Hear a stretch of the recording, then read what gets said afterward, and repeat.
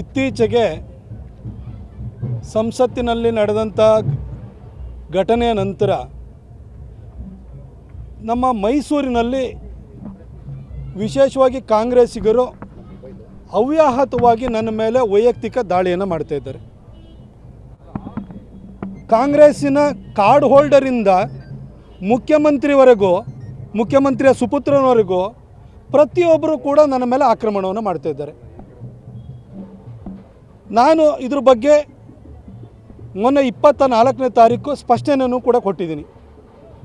ನನ್ನ ಕೈಗೆ ಒಂದು ಬಾಂಬನ್ನು ಇಟ್ಟು, ನನ್ನ ಫೋಟೋದ ಕೈಗೆ ಬಾಂಬ್ ಇಟ್ಟು, ತಲೆ ಮತ್ತು ಕುತ್ತಿಗೆ ಸುತ್ತ ಮುಸಲ್ಮಾನರ ಶಾಲನ್ನು ಹಾಕಿ ನನ್ನನ್ನು ಒಂದು ರೀತಿ ಭಯೋತ್ಪಾದಕ ಅಂತ ಅನ್ನೋ ರೀತಿಯಲ್ಲಿ ಬಿಂಬಿಸುವಂಥ ಕೆಲಸವನ್ನು ಕಾಂಗ್ರೆಸ್ಸಿಗರು ಮಾಡಿರು. ಯಾವ ಕಾಂಗ್ರೆಸ್ಸಿಗರು ಮುಸಲ್ಮಾನರನ್ನು ಓಲೈಸೋದಕ್ಕೋಸ್ಕರ ಎಲ್ಲ ರಾಜಕಾರಣವನ್ನು ಮಾಡ್ತಾರೋ ಅದೇ ಕಾಂಗ್ರೆಸ್ಸಿಗರು ನನಗೆ ಮುಸಲ್ಮಾನರ ಶಾಲು ಟೋಪಿ ಕೈಗೆ ಬಾಂಬ್ ಕೊಟ್ಬಿಟ್ಟು ಮುಸಲ್ಮಾನರೆಲ್ಲ ಭಯೋತ್ಪಾದಕರು ಅನ್ನೋ ರೀತಿಯಲ್ಲಿ ಅವರಿಗೂ ಅವಹೇಳನ ಮಾಡಿದರು. ಹಾಗೂ ನನ್ನನ್ನು ಕೂಡ ಆ ರೀತಿ ಬಿಂಬಿಸುವಂಥ ಪ್ರಯತ್ನವನ್ನು ಮಾಡಿದರು.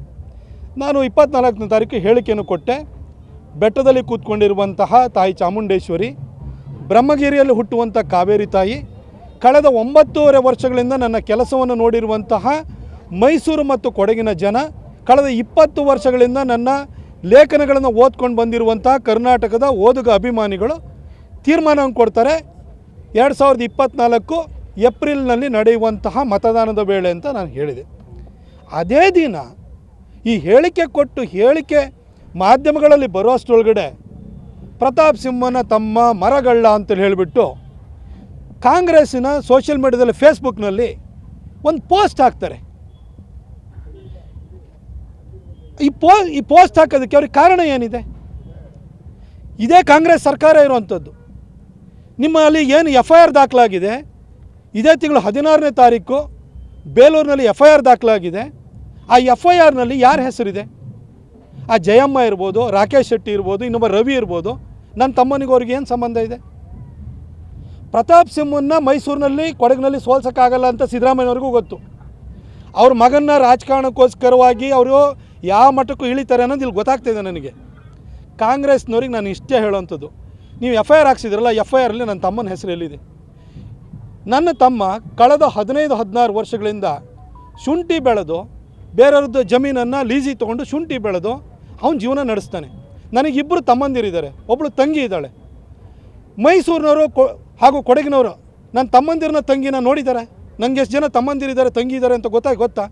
ಚುನಾವಣೆ ಸಂದರ್ಭದಲ್ಲಿ 1 ತಿಂಗಳು ಬಂದು ಕೆಲಸ ಮಾಡಿ ಹೋಗ್ತಾರೆ ಹೊರತು ಯಾವತ್ತೂ ಮೈಸೂರು ಕಡೆಗೆ ತಲೆ ಹಾಕಲ್ಲ ಅವರು. ಯಾವ ರಾಜಕಾರಣಿಯ, ಅದು ಒಬ್ಬ MLA ಇರ್ಬೋದು, MP ಇರ್ಬೋದು, ಯಾರು ತಮ್ಮಂದಿರು ಕೃಷಿ ಮಾಡಿಕೊಂಡು ಶುಂಠಿ ಬೆಳ್ಕೊಂಡು ಕೆಲಸವನ್ನು ಮಾಡ್ಕೊಂಡು ಜೀವನ ನಡೆಸ್ತಾ ಇದ್ದಾರೆ ಹೇಳಿ ನೋಡೋಣ? ಯಾವ MLA ತಮ್ಮ ಅಥವಾ ಅವ್ರ ಕುಟುಂಬದವರು ಅವರಂತೂ ಎಲ್ಲ ವ್ಯವಹಾರಗಳಲ್ಲಿ ಅವ್ರ ರಾಜಕಾರಣದಲ್ಲಿ ಭಾಗಿಯಾಗಿಲ್ಲ ಅಂತ ಎಷ್ಟು ಜನ ಎದೆ ತಟ್ಕೊಂಡು ಹೇಳ್ತಾರೆ ನೋಡೋಣ? ಆದರೆ ನಾನು ಹೇಳ್ಕೊಳ್ತೀನಿ, ನನ್ನ ತಮ್ಮಂದಿರು ಯಾವುದೇ ಕಾರಣಕ್ಕೂ 10 ವರ್ಷದಿಂದ ಮೈಸೂರು ಕಡೆಗೆ ರಾಜಕಾರಣಕ್ಕೆ ಯಾವತ್ತೂ ತಲೆ ಹಾಕಿಲ್ಲ. ಕಷ್ಟ ಪಡ್ಕೊಂಡು ಅವರು ದುಡಿದು ಕೃಷಿ ಮಾಡಿಕೊಂಡು ಬದುಕ್ತಾ ಇದ್ದಾರೆ. ಆ FIRಲ್ಲಿ ಬೇರೆಯವ್ರ ಹೆಸರಿದೆ. ನನ್ನ ತಮ್ಮನ್ನು ಯಾಕೆ ಹೇಳ್ಕೊಂಬರ್ತಾ ಇದ್ದಾರೆ? ಆ ಜಮೀನಿಗೆ ಅಲ್ಲಿ ಶುಂಠಿ ಬೆಳೆಯೋದಕ್ಕೋಸ್ಕರ ಜನವರಿ 24ನೇ ತಾರೀಕಿಂದ 2025 ಜುಲೈವರೆಗೂ ಅವ್ನು ಲೀಸ್ ಮಾಡ್ಕೊಂಡಿದ್ದಾನೆ. ಅದು ಜನವರಿ 24ರಿಂದ ಪ್ರಾರಂಭ ಆಗುತ್ತೆ. ಆ ಜಾಗದಲ್ಲಿ ಇದ್ದಂಥ ಕಾಡು ಮರಗಳನ್ನು ಅವ್ರ ಓನರು ಯಾರಿಗೋ ಕೊಟ್ಟು ರವಿಯನ್ನನ್ನು ಕಡ್ಕೊಂಡೋಗಿ ಅವ್ರ ಮೇಲೆ FIR ಆಗಿದೆ. ಅದಕ್ಕೂ ನನ್ನ ತಮ್ಮಂಗೂ ಏನು ಸಂಬಂಧ? ಪ್ರತಾಪ್ ಸಿಂಹನ ಅವಹೇಳನ ಮಾಡಬೇಕು, ಪಾರ್ಲಿಮೆಂಟು ಮೇಲೆ ಅಲ್ಲಿ ನಡೆದಂಥ ಘಟನೆ ಅಂತ ತೊಗೊಂಡ್ರು. ಅದಾದ ಮೇಲೆ ಅವನ ತಮ್ಮ ಮರಗಳ್ಳ ಅಂತ ಹೇಳಕ್ಕೆ ಬಂದರು. ನಿಮ್ಮದೇ ಪೊಲೀಸ್ ಇಲಾಖೆ ಇದೆ, ನಿಮ್ಮದೇ ಅರಣ್ಯ ಖಾತೆ ಸಚಿವರಿದ್ದಾರೆ, ಮಾನ್ಯ ಮುಖ್ಯಮಂತ್ರಿಗಳು ನೀವೇ ಇದ್ದೀರಿ, ತನಿಖೆ ಮಾಡಿ. ಯಾಕೆ ಕಾಂಗ್ರೆಸ್ ಸೋಷಿಯಲ್ ಮೀಡಿಯಾದಲ್ಲಿ ನೀವು ಪೋಸ್ಟ್ ಹಾಕ್ತೀರಿ? ನಿಮ್ಮ ಹತ್ರನೇ ಇದೆಯಲ್ವಾ, ಎಲ್ಲ ವ್ಯವಸ್ಥೆ ನಿಮ್ಮ ಹತ್ರ ಇದೆಯಲ್ಲ, ಅಡ್ಮಿನಿಸ್ಟ್ರೇಷನ್ ನಿಮ್ಮ ಕೈಯಲ್ಲಿ ಇದೆಯಲ್ವಾ? ಯಾಕೆ ನನ್ನ ಮೇಲೆ ಇಷ್ಟೊಂದು ನಿಮಗೆ ದ್ವೇಷ? ಯಾರು ಬಡವ್ರ ಮಕ್ಕಳು, ಯಾವ ಹಿನ್ನೆಲೆ ಇಲ್ದಿದ್ದರು ಬಂದು ರಾಜಕಾರಣ ಮಾಡಬಾರ್ದು, ಒಳ್ಳೆ ಕೆಲಸ ಮಾಡಬಾರ್ದು ಅಂತಲ್ಲ? ಆಯಿತು, ನನ್ನ ಜೊತೆ ನೀವು ಇಷ್ಟು 40 ವರ್ಷ ರಾಜಕಾರಣ ಮಾಡಿದ್ದೀರಲ್ಲ, ನಾನು ಬರೀ 9.5 ವರ್ಷ ಮಾಡಿರೋದು. ನಾನು 9.5 ವರ್ಷದಲ್ಲಿ ನನ್ನ ಕ್ಷೇತ್ರಕ್ಕೆ ನಾನು ಏನು ಕೆಲಸ ಮಾಡಿದ್ದೀನಿ ಅಂತ ಹೇಳ್ತೀನಿ. ನೀವು 40 ವರ್ಷ ರಾಜಕಾರಣದಲ್ಲಿ ನೀವೇನು ಮಾಡಿದ್ದೀರಿ ಅಂತ ಹೇಳಿ ನೋಡೋಣ. ಬರೀ ಜನಕ್ಕೆ ಅದು ಇದು ಇಟ್ಕೊಂಡು ತಮಟೆ ಹೊಡ್ಕೊಂಡು ಜನರನ್ನ ಜಾತಿನ ಎತ್ಕಟ್ಟಿ ನೀನು ಗೌಡ, ನೀ ಲಿಂಗಾಯತ, ನೀ ಕುರುಬ, ನೀ SC, ನೀ ST ಇವು ಮಾಡ್ಕೊಂಡಿದ್ದಾರೆ. ನಾನು ಯಾವತ್ತೂ ಆ ಕೆಲಸವನ್ನು ಮಾಡಿಲ್ಲ. ನಾನು ನಿಯತ್ತಾಗಿ ರಾಜಕಾರಣವನ್ನು ಮಾಡ್ತಾಯಿದ್ದೀನಿ, ಅಭಿವೃದ್ಧಿ ರಾಜಕಾರಣವನ್ನು ಮಾಡ್ತಾಯಿದ್ದೀನಿ. ಇದನ್ನು ಸಹಿಸ್ಲಿಕ್ಕಾಗ್ದಲೇ ಪ್ರತಾಪ್ ಸಿಂಹ ಎಲ್ಲಿ ಬೆಳೆದು ಬಿಡ್ತಾನೋ ಅವನ್ನ ತುಳಿದು ಬಿಡಬೇಕು ಅಂತ ಈ ರೀತಿ ಅವ್ಯಾಹತವಾದಂಥ ದಾಳಿಯನ್ನು ಮಾಡ್ತಿದ್ದಾರೆ. ನಾನು ನಿಮಗೆ ಮುಂದೆನೂ ಕೂಡ ಈ ದಾಳಿಗಳು ನಿಲ್ಲಲ್ಲ. ಯಾಕೆಂತಂದರೆ ಮುಖ್ಯಮಂತ್ರಿಗಳಿಗೆ ಗೊತ್ತು, ಮೈಸೂರು ಮತ್ತು ಕೊಡಗು, ಮೈಸೂರು ಅವ್ರದ್ದೇ ತವರು ಕ್ಷೇತ್ರ, ಇಲ್ಲಿ ಅವರು ಯಾರನ್ನೇ ನಿಲ್ಲಿಸಿದ್ರು ಕೂಡ ಸೋಲೋದು ಖಚಿತ, ಪ್ರತಾಪ್ ಸಿಂಹ ಗೆಲ್ತಾನೆ ಅನ್ನೋದು ಅವ್ರಿಗೆ ಗೊತ್ತು. ಯಾಕಂದರೆ ಜನದ ಆಶೀರ್ವಾದ ನನ್ನ ಮೇಲೆ ಇದೆ, ಆ ತಾಯಿ ಚಾಮುಂಡಿಯ ಕಾವೇರಿ ತಾಯಿಯ ಕೃಪೆ ಇದೆ. ಹಾಗಾಗಿ ಇಲ್ಲಿ ಸೋತ್ ಕೂಡಲೇ ಅವ್ರ ಮುಖ್ಯಮಂತ್ರಿ ಚೇರ್ ಅಲ್ಲಾಡುತ್ತಲ್ಲ, ಅದಕ್ಕೋಸ್ಕರ ನನ್ನ ಮೇಲೆ ದಾಳಿ ಮಾಡ್ತಾರೆ, ಇನ್ನೊಂದು ದಾಳಿ ಮಾಡ್ತಾರೆ. ನನಗೆ ಗೊತ್ತು ಎಲ್ಲ ರೀತಿ ದಾಳಿನೂ ಮಾಡ್ತೀವಿ, ನೀವು ಆ ದಾಳಿಗೆ ಸಿದ್ಧರಾಗಿದ್ದೀರಿ. ಯಾಕೆಂದರೆ ನಾನು 24ನೇ ತಾರೀಕು ಹೇಳಿಕೆ ಕೊಟ್ಟು ಕೂಡಲೇ 16ನೇ ತಾರೀಕು ಯಾರ್ದೋ ವಿರುದ್ಧ ಇದ್ದಂಥ FIRನ ಇಟ್ಕೊಂಡ್ಬಿಟ್ಟು ನನ್ನ ತಮ್ಮನ್ನು ಎಳೆತರ್ತೀರಿ ಅಂತೇಳಿ ಹೇಳಿದರೆ ನೀವು ಇನ್ನು ಮುಂದೆ ಸತತವಾಗಿ ನನ್ನ ಮೇಲೆ ಆಕ್ರಮಣ ಮಾಡ್ತೀರಿ ಅಂತೇಳಿ ಹೇಳಿ ನನಗೆ ಗೊತ್ತು.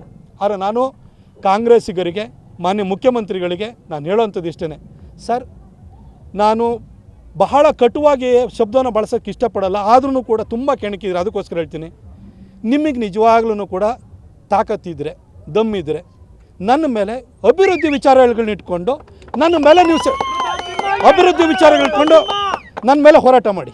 ಅಭಿವೃದ್ಧಿ ವಿಚಾರನ ನಾನು 9.5 ವರ್ಷದಲ್ಲಿ ಏನು ಕೆಲಸ ಮಾಡಿದ್ದೀನಿ, ನೀವು 40 ವರ್ಷದಲ್ಲಿ ಏನು ಕಟ್ಟೆ ಹಾಕಿದ್ರಿ ಅದನ್ನ ಇಟ್ಕೊಂಡು